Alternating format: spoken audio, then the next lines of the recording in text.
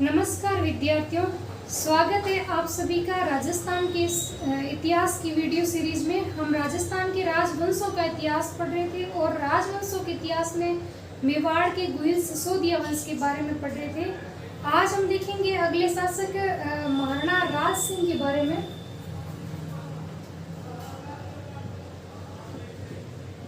महाराणा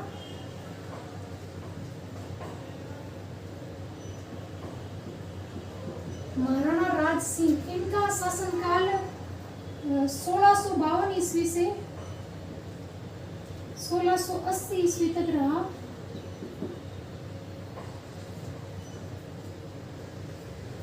राज्यारोहण के समय राज सिंह को शाहजहां ने राणा द्वारा इनको राणा की पदवी और 5000 का मनसब, 5000 मनसब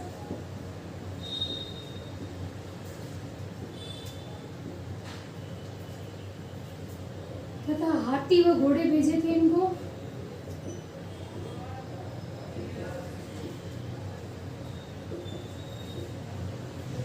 महाराणा राज सिंह को राज्यारोहण के समय शाहजहां ने, उस समय दिल्ली सल्तनत का शासक था महाराणा राज सिंह के समकालीन दिल्ली का जो शासक था शाहजहां, उन्होंने राणा की पदवी, 5000 मनसब और हाथी घोड़े राज सिंह के सम्मान में भेजे। राज सिंह ने शासक बनते चित्तौड़ दुर्ग की मरम्मत शुरू की। चित्तौड़ दुर्ग की मरम्मत शुरू की तो मुगल सम्राट ने इसको मुगल मेवाड़ संधि का उल्लंघन माना, जो 1615 ईस्वी में मुगल मेवाड़ संधि होती है। उसकी एक शर्त थी कि महाराणा है वो चित्तौड़ दुर्ग की मरम्मत नहीं करवाएगा।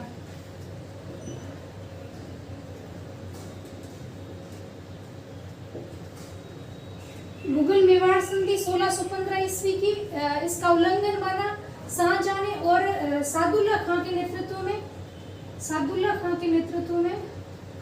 शाहजहां का सेनापति था सादुल्ला खां के नेतृत्व में 30,000 सैनिकों की एक सेना भेजी।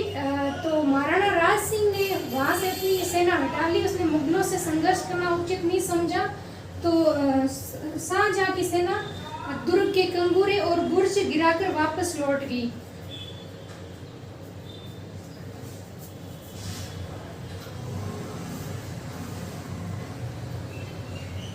जब औरंगजेब और दारा सिखों के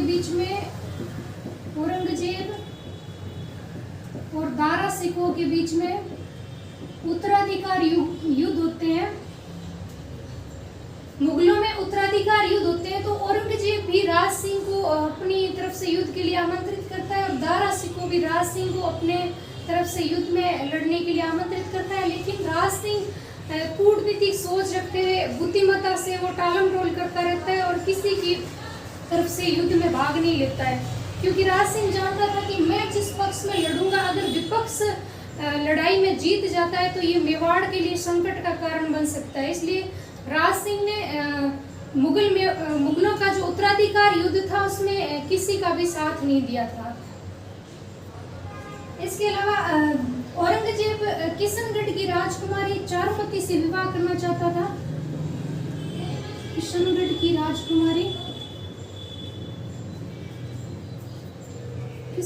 राजकुमारी चारुमती से औरंगजेब विवाह करना चाहता था, लेकिन इसने चारुमती ने राज सिंह को पत्र लिख के कहा कि वो मुगलों के साथ विवाह नहीं करना चाहती है। तो राज सिंह ने चारुमती से औरंगजेब से पहले जाके विवाह कर लिया। तो राज सिंह का एक सेनापति सलुम्बर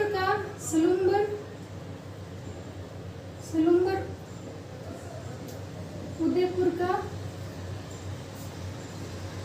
रतन सिंह चुंडावत, ये युद्ध में भाग लेता है। इनकी नई शादी हो रखी होती है।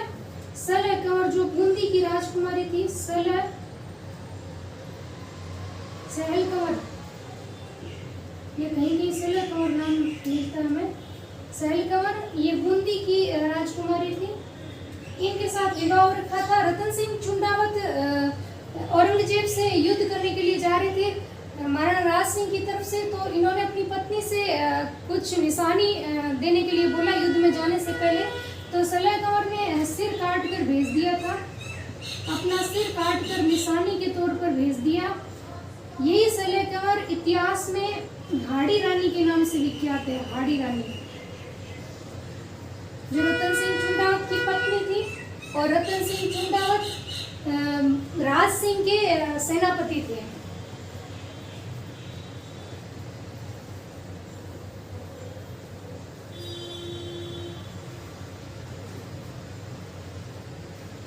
और राज सिंह ने 1679 ईस्वी में औरंगजेब ने जब जजिया कर लगाया, औरंगजेब द्वारा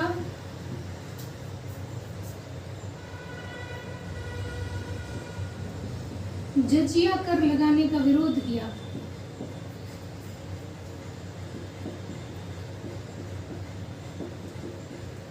राज सिंह ने जजिया कर लगाने का विरोध किया। औरंगजेब ने 1679 ईस्वी में औरंगजेब ने जजिया कर लगाया था हिंदुओं पे। ये गैर मुसलमानों पर लगने वाला एक धार्मिक कर था जो औरंगजेब ने लगाया। तो राज सिंह ने इसका विरोध किया था और औरंगजेब के शहजादे अकबर को अपनी तरफ मिलाकर मुगलों को चुनौती दी। अकबर को अपनी तरफ मिलाकर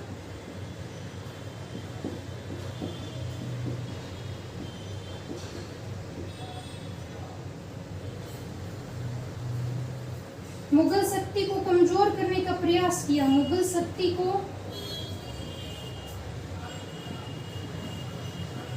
कमजोर करने का प्रयास किया, लेकिन औरंगजेब ने अकबर और राज सिंह के बीच में फूट डलवा दी और इसके मंसूबे पूरे नहीं होने दिए। कमजोर करने का प्रयास किया, लेकिन औरंगजेब ने इस मंसूबे में राज सिंह को सफल नहीं होने दिया। और 1680 ईस्वी में राज सिंह की मृत्यु हो जाती है।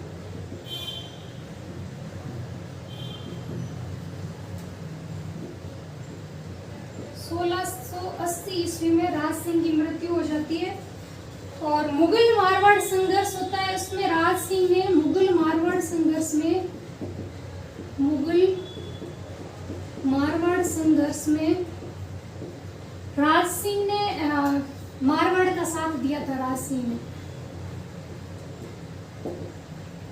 मुगल मारवाड़ संघर्ष में राज सिंह ने मारवाड़ के राठौड़ों का साथ दिया था।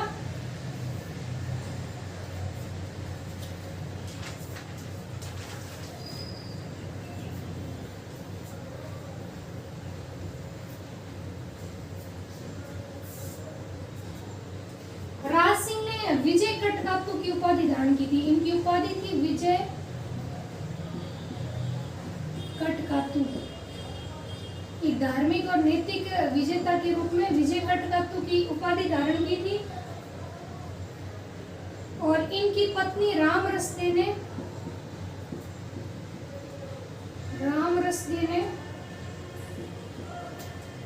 उदयपुर में जया बावड़ी या त्रिमुखी बावड़ी, इसी का नाम है, उदयपुर में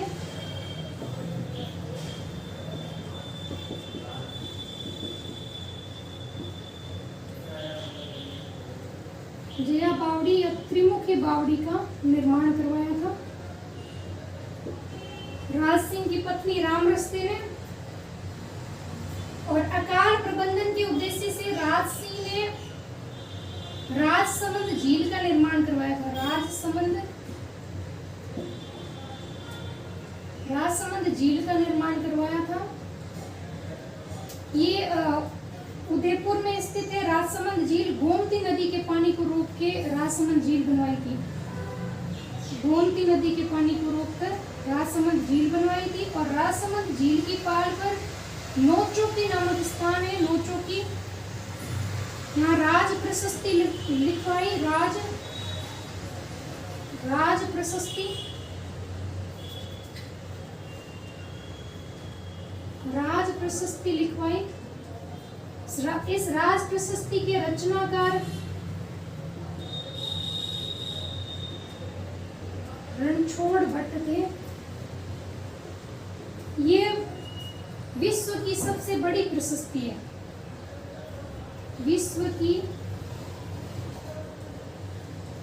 विश्व की सबसे बड़ी प्रशस्ति है।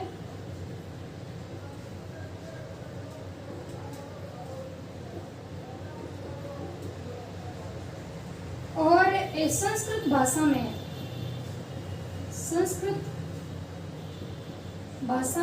संस्कृत भाषा में और इसमें मेवाड़ का प्रमाणिक इतिहास हमें इसमें पढ़ने को मिलता है। राज प्रशस्ति में मेवाड़ का प्रमाणिक इतिहास, मेवाड़ का प्रमाणिक इतिहास की जानकारी मिलती है और मेवाड़ के कलाकारों की तकनीकी योग्यता की जानकारी, मेवाड़ कलाकारों की तकनीकी योग्यता की जानकारी मिलती है, तकनीकी योग्यता की जानकारी मिलती है हमें राज प्रशस्ति से। ये राजसमंद झील जिसका निर्माण राज सिंह ने करवाया था, राजसमंद झील में झील की पाल पर या नौचों की पाल है उस पर राज प्रशस्ति उत्कीर्ण करवाई और इसके रचनाकार है वो रणछोड़ भट्ट थे। इससे हमें मेवाड़ का प्रमाणिक इतिहास राज प्रशस्ति से जानने को मिलता है और मेवाड़ के कलाकारों की जो तकनीकी योग्यता है उसके बारे में जानकारी मिलती है। और ये प्रशस्ति संस्कृत भाषा में है जिसकी रचना रणछोड़ भट्ट ने की है।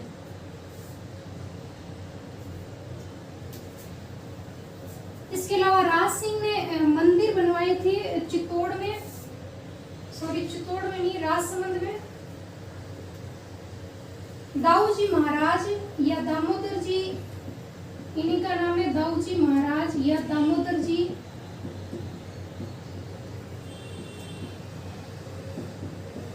दामोदर जी महाराज 1669-70 में ये मूर्तियां लेके आए थे द्वारकाधीश और श्रीनाथ जी की। श्रीनाथ जी जो द्वारिकाधीश की मूर्तियां लेके आए थे। श्रीनाथ जी की मूर्ति को राज सिंह ने सिहाड़ गांव, जिसका वर्तमान में नाम नाथ द्वारा है, सिहाड़ गांव में मंदिर बनवाया था श्रीनाथ जी ने। इसका वर्तमान नाम नाथ द्वारा है। और द्वारकाधीश जी का मंदिर राज सिंह ने कांकरोली राजसमंद में बनवाया। कांकरोली राजसमंद में।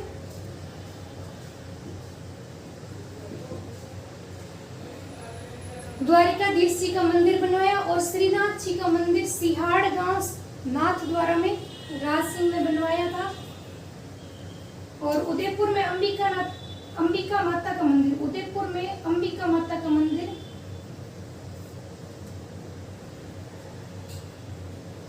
अंबिका माता के मंदिर का निर्माण भी राज सिंह ने करवाया। उदयपुर में अंबिका माता का मंदिर राज सिंह ने बनवाया था। ये राज सिंह के स्थापत्य कला में इनका योगदान था। या राज सिंह के बाद हम अगला शासक देखते हैं महाराणा जय सिंह के बारे में। महाराणा जय सिंह, महाराणा जय सिंह, इनका शासनकाल है वो 1680 ईस्वी से लेके 98 ईस्वी तक रहा है। इनके बारे में कुछ महत्वपूर्ण बातें, जब इन्होंने सिंहासन ग्रहण किया तो मुगल मेवाड़ संघर्ष है वो लंबे समय से चल रहा था। इससे मेवाड़ की स्थिति दिनों दिन बिगड़ती जा रही थी। तो महाराणा जय सिंह अब उस संघर्ष को जारी नहीं रखना चाहते थे और औरंगजेब भी पूरी तरह से थक चुका था। वो दक्षिण भारत की तरफ अपना ध्यान देना चाहता था। इसलिए इन दोनों के बीच में संधि हो जाती है। 24 जून 1681 ईस्वी को औरंगजेब व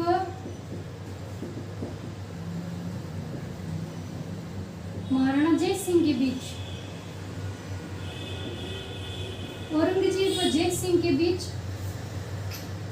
संधि हो जाती है। इनके मध्य संधि हो जाती है और इस संधि की शर्त के तहत संधि की शर्त के तहत पूर्व मांडल वो बदनौर परगने हैं, वो महाराणा जय सिंह औरंगजेब को जजिया के बदले दे देता है। जजिया के बदले औरंगजेब को सुपुर्द कर देते हैं। पूर्व मांडल और बदनौर का एरिया है वो। और जय सिंह ने गोमती नदी पर, गोमती नदी के पानी को रोककर 1687 से लेके 91 ईस्वी के मध्य उन्होंने जयसमंद झील का निर्माण करवाया था। जयसमंद झील, इसी का नाम है ढेबर झील।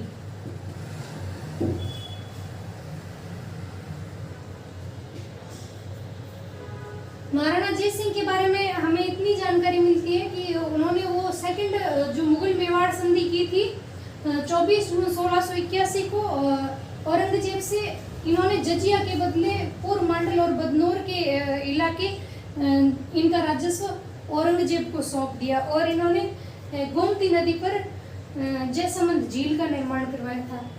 इसके बाद देखते हैं हम अगला शासक महाराणा जय सिंह के बाद में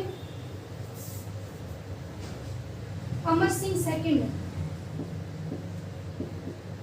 अमर सिंह प्रथम महाराणा प्रताप के पुत्र थे। अमर सिंह सेकंड, इनका शासनकाल 1698 ईस्वी से लेके 1710 ईस्वी तक रहा है। इनके बारे में महत्वपूर्ण जानकारी देखते हैं हम। डूंगरपुर बांसवाड़ा, डूंगरपुर बांसवाड़ा व देवलिए के ठाकुर उस समय जो थे, इन्होंने टीके का दस्तूर नहीं भेजा।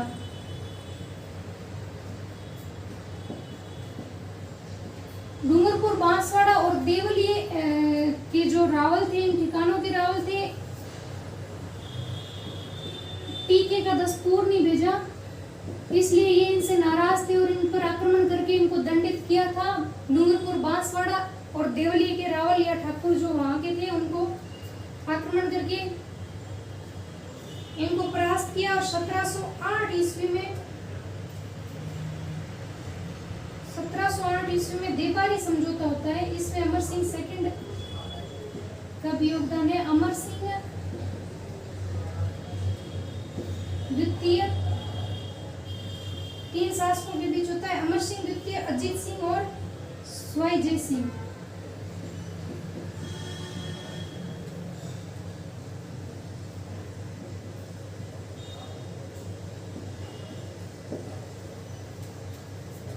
ये राठौड़ थे मारवाड़ के। अमर सिंह, अजीत सिंह राठौड़, स्वाई जय सिंह जयपुर का कछुआ वंश का शासक था। और अमर सिंह जो मारवाड़ के शासक है, अमर सिंह द्वितीय, इनके बीच में देवारी समझौता होता है। और मेवाड़ सरदारों को इन्होंने 2 श्रेणियों में बांट दिया। मेवाड़ सरदारों को 2 श्रेणियों में बांट दिया। जो प्रथम श्रेणी थी उसमें 16 उमराव थे और जो द्वितीय श्रेणी थी उसमें 32 उमराव। तो महाराणा अमर सिंह का इतना मेवाड़ के शासन में अधिक योगदान नहीं है। जब से मेवाड़ मुगल संघर्ष समाप्त हो जाता है, उसके बाद इन राजाओं के बारे में कुछ ज्यादा इतिहास नहीं है लंबा चौड़ा। और बाद में ये अंग्रेजों का जो सहायक संधि के माध्यम से अंग्रेजों का अधीनता स्वीकार कर लेते हैं, उसके बाद इनका कोई शासन में ज्यादा योगदान नहीं रहता है। अगला शासक पढ़ेंगे हम संग्राम सिंह द्वितीय। संग्राम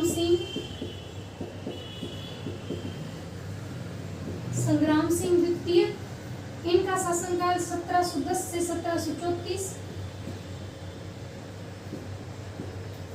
1734 ईस्वी। इनके समय में सबसे पहले सर्वप्रथम मराठों ने राजस्थान में आक्रमण करना शुरू किया। सर्वप्रथम मराठों ने मेवाड़ और राजस्थान के और अन्य क्षेत्रों पर आक्रमण शुरू किए। उस समय मेवाड़ का शासक संग्राम सिंह था तो मराठों को राजस्थान से बाहर निकालने की जो योजना बनाई थी, योजना हुरडा सम्मेलन रखने की। ये भीलवाड़ा में एक स्थान है हुरडा, यहाँ पे एक सम्मेलन रखने की, सभी राजस्थान के राजाओं का एक सम्मेलन रख के मराठों को बाहर निकालने की, मराठों को राजस्थान से बाहर निकालने की योजना बनाई थी। मराठों को राजस्थान से बाहर निकालने की योजना बनाई थी संग्राम सिंह सेकंड ने। योजना बनाई थी संग्राम सिंह सेकंड ने, लेकिन इस योजना को लागू करने से पहले इनकी मृत्यु हो जाती है। लागू करने से पहले संग्राम सिंह की मृत्यु हो जाती है, तो ये इस योजना को लागू नहीं कर सके थे। और संग्राम सिंह के काल में मेवाड़ चित्रशैली का प्रसिद्ध चित्र कलीला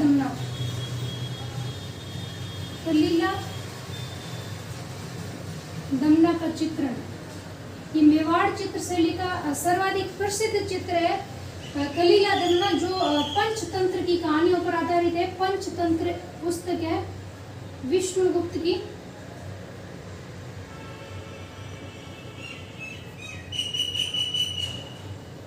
पंचतंत्र की कहानियों पर आधारित ये कलीला दमना जो चित्र है, इसका चित्रण महाराणा संग्राम सिंह द्वितीय ने उदयपुर में सहेलियों की बाड़ी का निर्माण करवाया। उदयपुर में सहेलियों की बाड़ी का निर्माण करवाया। इसके अलावा इन्होंने उदयपुर में सीसारमा उदयपुर में वैद्यनाथ मंदिर का निर्माण करवाया। और इस वैद्यनाथ मंदिर पर प्रशस्ति लिखवाई, जिससे बांधनवाड़ा युद्ध के बारे में जानकारी मिलती है। वैद्यनाथ मंदिर की प्रशस्ति से हमें बांधनवाड़ा युद्ध के बारे में जानकारी मिलती है। बांधनवाड़ा युद्ध में मुगल सेनापति रणजान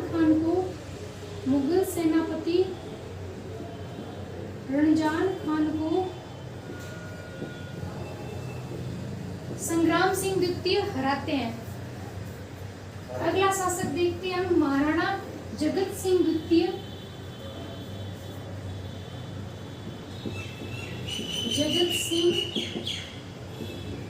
संग्राम सिंह के बाद शासक बनते हैं जगत सिंह द्वितीय। 1734 से लेके 1751 ईस्वी तक जगत सिंह द्वितीय शासक बनते हैं। इन्होंने 17 जुलाई 1734 को आयोजित हुरडा सम्मेलन, जिसकी योजना संग्राम सिंह ने बनाई थी, हुरडा सम्मेलन भीलवाड़ा में आयोजित होता है। राजस्थान के लिए राजपूत शासक इस सम्मेलन में भाग लेते हैं। इसकी अध्यक्षता जगत सिंह द्वितीय ने की थी। महाराणा संग्राम सिंह द्वितीय ने मराठों को राजस्थान से बाहर निकालने के लिए हुरडा सम्मेलन आयोजित करने की योजना बनाई थी, लेकिन संग्राम सिंह की मृत्यु हो जाती है और अगले शासक बनते हैं जगत सिंह द्वितीय। जगत सिंह द्वितीय ने हुरडा सम्मेलन की अध्यक्षता की थी, जो भीलवाड़ा में आयोजित होता है और मराठों को राजस्थान से बाहर निकालने के उद्देश्य से आयोजित किया जाता है। और जगत सिंह द्वितीय के शासनकाल में पेशवा बाजीराव प्रथम यहाँ मेवाड़ आई और चौथ वसूली का समझौता किया।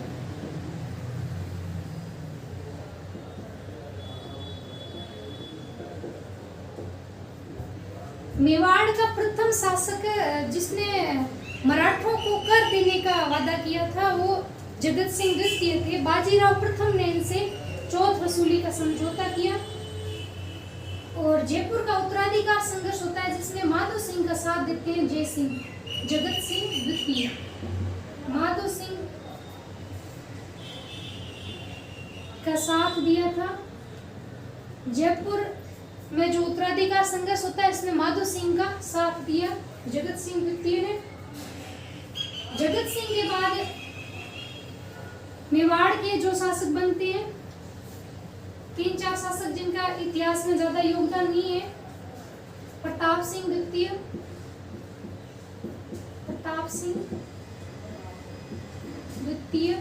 इनका शासनकाल रहता है 1751 से 54, 1751 से 54।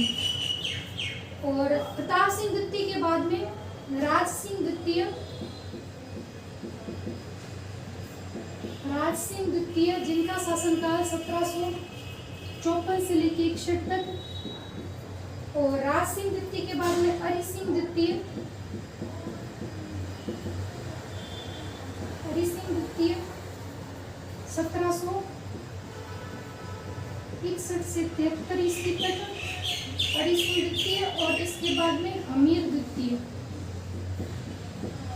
1773 से लेकर 78 ईस्वी तक शासक बनते हैं। प्रताप सिंह, राज सिंह, हरि सिंह और हमीर का मेवाड़ के इतिहास में इतना अधिक योगदान नहीं है।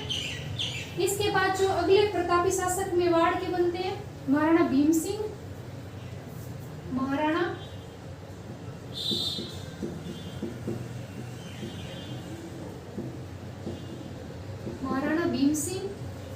इनका कार्यकाल 1778 ईस्वी से लेके 1828 ईस्वी तक था। इनके समय में जो राजस्थान के इतिहास की एक प्रसिद्ध घटना कृष्ण कुमारी विवाद हम सुनते हैं। कृष्ण कुमारी भीम सिंह की पुत्री थी। कृष्ण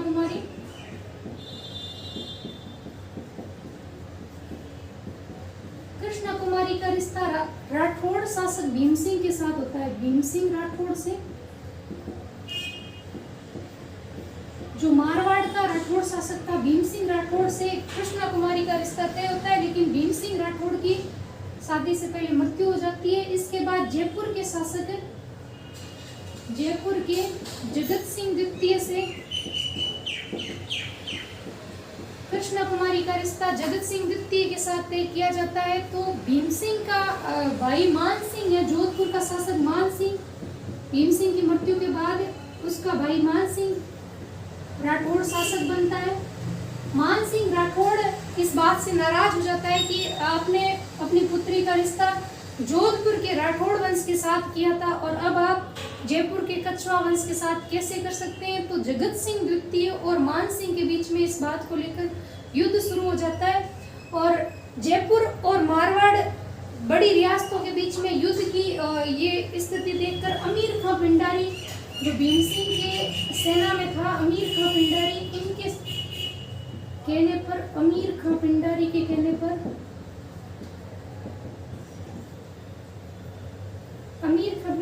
कहने पर 21 जुलाई ये घटना 21 जुलाई 1810 की कृष्ण कुमारी को विष दे दिया जाता है।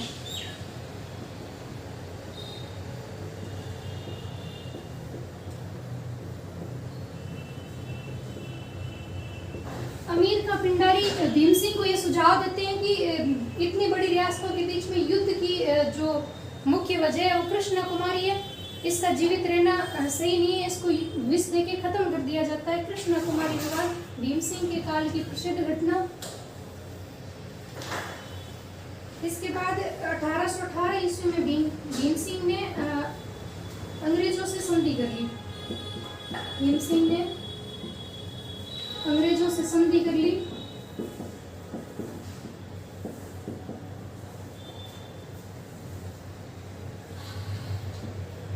अंग्रेजों से सहायक संधि कर ली। अब मेवाड़ अंग्रेजी शासन का गुलाम हो गया। मेवाड़ पर अंग्रेजों का नियंत्रण कायम हो गया। भीम सिंह के बाद इनके उत्तराधिकारी जो बनते हैं, भीम सिंह के उत्तराधिकारी भीम सिंह के बाद अगले शासक बनते हैं जवान सिंह, महाराणा जवान सिंह।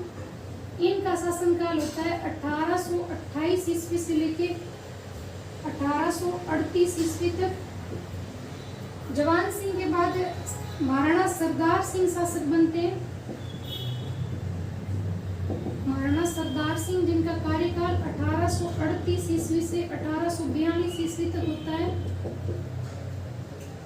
ये सरदार सिंह बागोर ठिकाने से गोद लिए गए थे। शासक के स्वयं पुत्र नहीं होने पर बागोर ठिकाने से गोद लेकर इनको दत्तक पुत्र को मेवाड़ का अगला शासक बनाया जाता है। बागोर ठिकाने से गोद लिए गए थे। इसके बाद मेवाड़ के जितने भी शासक बनते हैं वो वंशानुगत न होकर दत्तक पुत्र शासक बनते हैं। अब हम देखते हैं मेवाड़ का अगला शासक महाराणा स्वरूप सिंह। महाराणा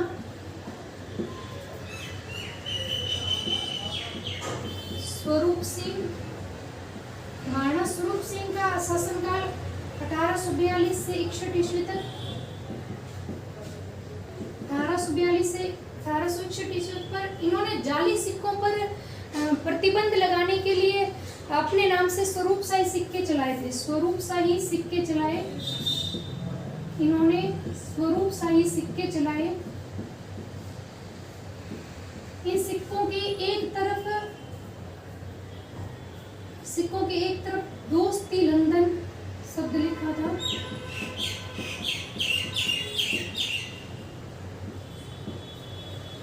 सिक्कों की एक तरफ दोस्ती लंदन और एक तरफ चित्रकूट उदयपुर नाम लिखा था। चित्रकूट उदयपुर अंकित था। स्वरूपशाही सिक्के चलाए। 1853 ईस्वी में राजस्थान में सर्वप्रथम डाकण प्रथा पर इन्होंने प्रतिबंध लगाया। डाकण प्रथा पर प्रतिबंध लगाने वाले शासक थे महाराणा स्वरूप सिंह। महाराणा स्वरूप सिंह ने 1853 में राजस्थान में सर्वप्रथम डाकण प्रथा पर प्रतिबंध लगाया।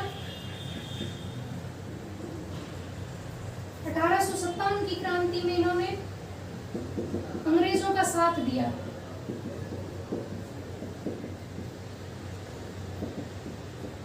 1857 की क्रांति में महाराणा स्वरूप सिंह ने क्रांतिकारियों का साथ नहीं दिया था, इन्होंने अंग्रेजों का साथ दिया।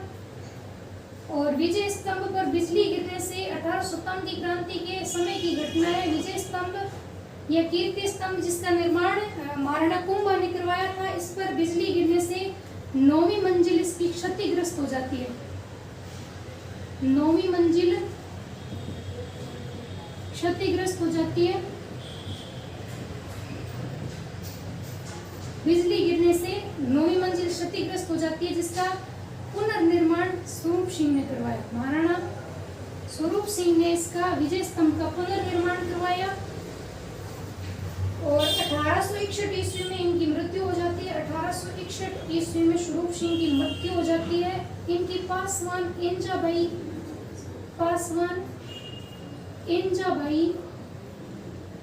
सती होती है। महाराणा स्वरूप सिंह की मृत्यु हो जाती है 1861 ईस्वी में, और इनकी पासवान एंजाबाई इनके पीछे सती होती है, जो मेवाड़ की अंतिम सती थी। मेवाड़ की अंतिम सती थी एंजाबाई, जो महाराणा स्वरूप सिंह की पासवान थी।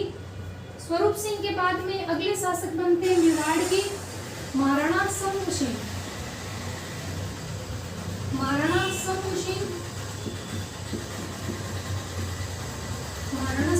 मेवाड़ के अगले शासक बनते हैं। ये भी दत्तक पुत्र थे, महाराणा स्वरूप सिंह के पुत्र नहीं थे। महाराणा शंभू सिंह का कार्यकाल 1861 से 1864 ईस्वी तक रहता है। महाराणा शंभू सिंह के शासनकाल में वीर विनोद ग्रंथ की रचना शुरू की थी श्यामल दास ने। वीर विनोद ग्रंथ लिखना शुरू किया था कवि राजा श्यामल दास ने। वीर विनोद ग्रंथ की रचना शुरू की थी। ये अल्पायु में शासक बनते हैं। अल्पायु शासक थे, ये स्वयं शासन चलाने में सक्षम नहीं थे, इसलिए उस समय मेवाड़ का शासन चलाने के लिए एक रीजेंसी काउंसिल की स्थापना की जाती है। रीजेंसी काउंसिल द्वारा शासन चलाया जाता है। इसी को पंच सरदारी कहा जाता है, क्योंकि इसमें 5 मुख्य सदस्य थे। और इसके रीजेंसी काउंसिल के अध्यक्ष होते हैं, रीजेंसी काउंसिल के अध्यक्ष, रीजेंसी काउंसिल के अध्यक्ष मेजर टेलर थे, मेजर टेलर। तो महाराणा शंभू सिंह है वो अल्पायु में शासक बनते हैं, उनकी आयु कम होती है और वो शासन चलाने में सक्षम नहीं होते, तो अंग्रेजों द्वारा रीजेंसी काउंसिल गठित की जाती है और उसके अध्यक्ष पॉलिटिकल एजेंट थे, ये पॉलिटिकल एजेंट मेजर टेलर इसके अध्यक्ष थे। महाराणा शंभू सिंह ने अकाल राहत कार्यों के तहत खैरात खाना की स्थापना की, खैरात खाना की स्थापना की थी। अकाल राहत कार्यों के तहत खैरात खाना की स्थापना की थी और 1874 में इनकी मृत्यु हो जाती है। 1874 में मृत्यु, और इनके पीछे कोई शक्ति नहीं होती। मेवाड़ का ये शासक है, प्रथम शासक है जिनके पीछे कोई शक्ति नहीं होती। मेवाड़ का ये प्रथम शासक, ऐसे शासक जिनके पीछे। अब हम पढ़ते हैं शंभू सिंह के बाद मेवाड़ के अगले शासक सज्जन सिंह के बारे में। सज्जन सिंह, इनके बारे में महत्वपूर्ण घटनाएं देख लेते हैं। सज्जन सिंह का कार्यकाल 1874 से लेकर 1884 ईस्वी तक था। इनके काल की प्रमुख घटनाओं में हम देखते हैं जो 1877 में लॉर्ड लिटन ने 1877 में लॉर्ड लिटन ने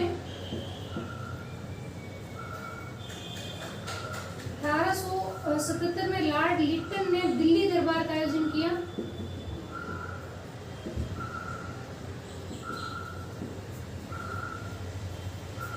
लॉर्ड लिटन द्वारा दिल्ली दरबार का आयोजन होता है, आयोजित दिल्ली दरबार में भाग लिया।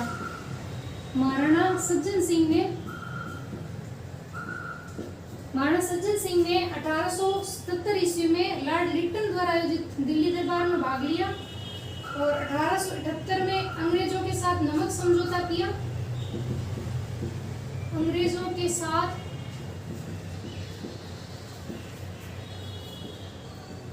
नमक समझौता किया।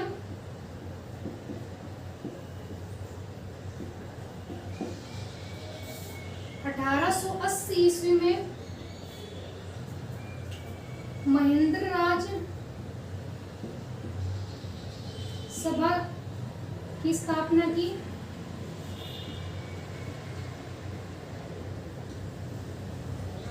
ये शासन प्रबंध और न्याय कार्य से संबंधित थी। शासन प्रबंध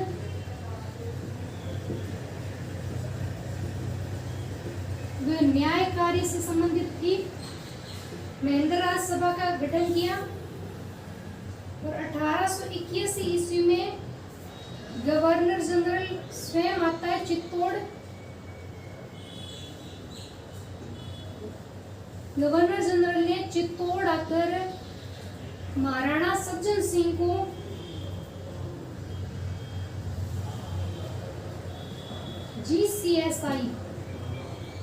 जीसीएसआई की उपाधि प्रदान की थी। इनको जीसीएसआई उपाधि प्रदान की। ग्रांड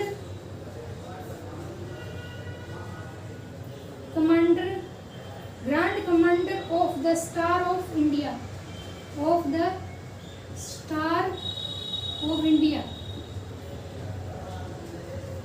जीसीएसआई की उपाधि प्रदान करते हैं गवर्नर जनरल इनको चित्तौड़ आकर महाराणा सज्जन सिंह को। सज्जन सिंह ने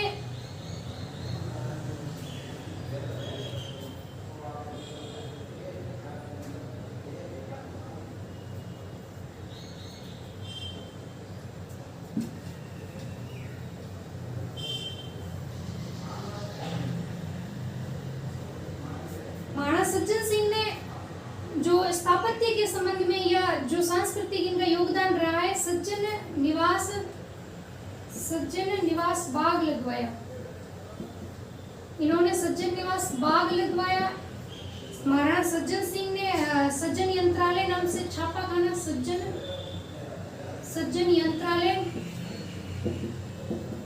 सज्जन यंत्रालय छापाखाना स्थापित किया और एक साप्ताहिक पत्र सज्जन सुधाकर प्रकाशित किया। सज्जन सुधाकर जो साप्ताहिक पत्र था, साप्ताहिक पत्र, इन्होंने अपने नाम से एक अस्पताल खोला, सज्जन अस्पताल।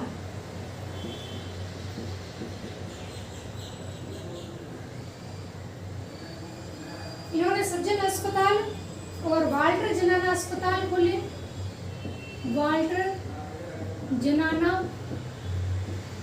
अस्पताल खोले और अपने ही नाम से सज्जन वाणी विलास पुस्तकालय खोला, सज्जन वाणी विलास पुस्तकालय खोला। सज्जन वाणी विलास नाम से पुस्तकालय खोला और इन्होंने नया भू राजस्व बंदोबस्त लागू किया।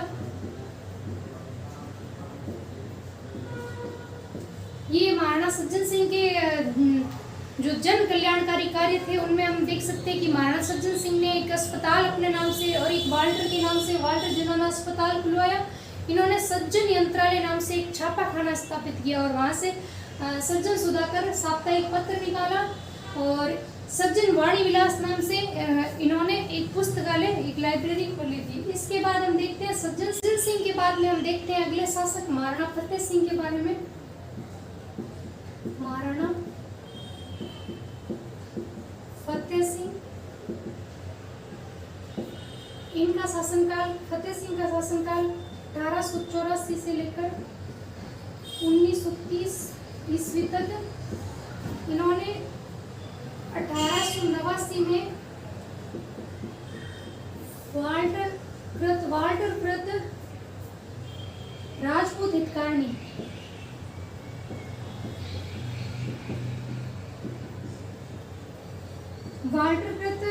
हितकारिणी सभा की स्थापना की थी।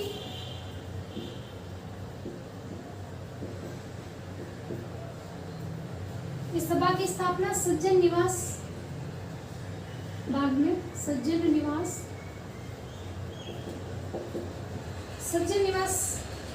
बाग में इन्होंने वाल्टर कृत राजपूत हितकारिणी सभा की स्थापना की महाराणा फतेह सिंह ने। ये 1700 महाराणा फतेह सिंह है। इन्होंने केनोट बांध, ड्यूक ऑफ केनोट के नाम से केनोट बांध की नींव रखवाई। ड्यूक ऑफ केनोट से इसलिए इनके नाम पर इन्होंने बांध का नाम केनोट बांध रखा। उसी का आगे जाके नाम रखते हैं ये फतेह सागर झील। फतेह सागर झील का निर्माण इन्होंने करवाया महाराणा फतेह सिंह ने। और 1903 में फतेह सिंह दिल्ली दरबार जा रहे थे। 1903 के दिल्ली दरबार में फतेह सिंह जा रहे थे, लेकिन इन्होंने केसरी सिंह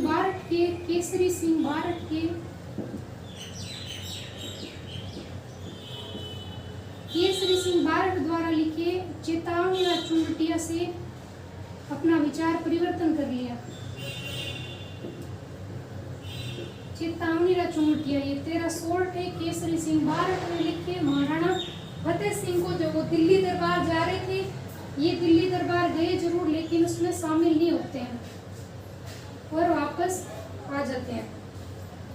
महाराणा फतेह सिंह, तो महाराणा फतेह सिंह ने 1819 में वाल्टर कृत राजपूत हितकारिणी सभा की स्थापना की सज्जन निवास बाग में। इन्होंने ड्यूक ऑफ केनोट बांध की नींव रखवाई, इसलिए इसका नाम रखा और फिर वो अपने नाम पे फतेह सागर नाम रख देते हैं। 1903 के दिल्ली दरबार में वो शामिल होने जा रहे थे, लेकिन केसरी सिंह बारट द्वारा उनको चेतावनी चुंबटिया नामक 1316 लिख के भेजे गए, जिनको पढ़कर इन्होंने अपना विचार परिवर्तन कर लिया। वो दिल्ली दरबार में शामिल हुए बिना वापस लौट आते हैं। इसके बाद महाराणा भूपाल सिंह शासक बनते हैं। महाराणा फतेह सिंह के बाद में महाराणा भूपाल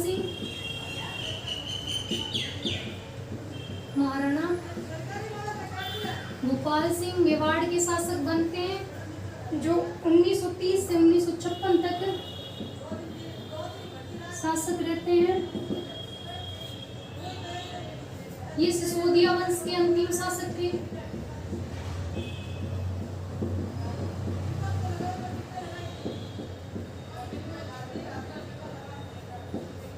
और स्वतंत्रता के समय महाराणा भूपाल सिंह मेवाड़ के शासक थे। राजस्थान के एकीकरण के समय एकमात्र शासक है। राजस्थान के एकीकरण के समय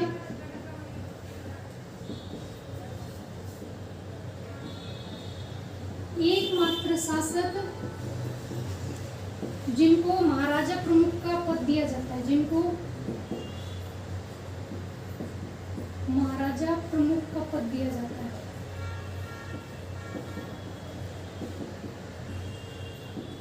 महाराणा भूपाल सिंह मेवाड़ के एकमात्र शासक है जिनको राजस्थान के एकीकरण के समय जिनको महाराजा प्रमुख का पद दिया जाता है। ये मेवाड़ के सिसोदिया वंश के अंतिम शासक थे, मेवाड़ के अंतिम शासक थे। और इसके बाद 1956 में राजस्थान के एकीकरण के समय मेवाड़ का विलय राजस्थान में कर दिया जाता है। हमने राजस्थान में मेवाड़ के गुहिल सिसोदिया वंश के बारे में कंप्लीट हिस्ट्री पढ़ ली है। अगर आपको मेरा इतिहास पढ़ाना अच्छा लगा तो मेरे वीडियो को ज़्यादा से ज़्यादा शेयर करना, लाइक करना और मेरे चैनल को सब्सक्राइब करना।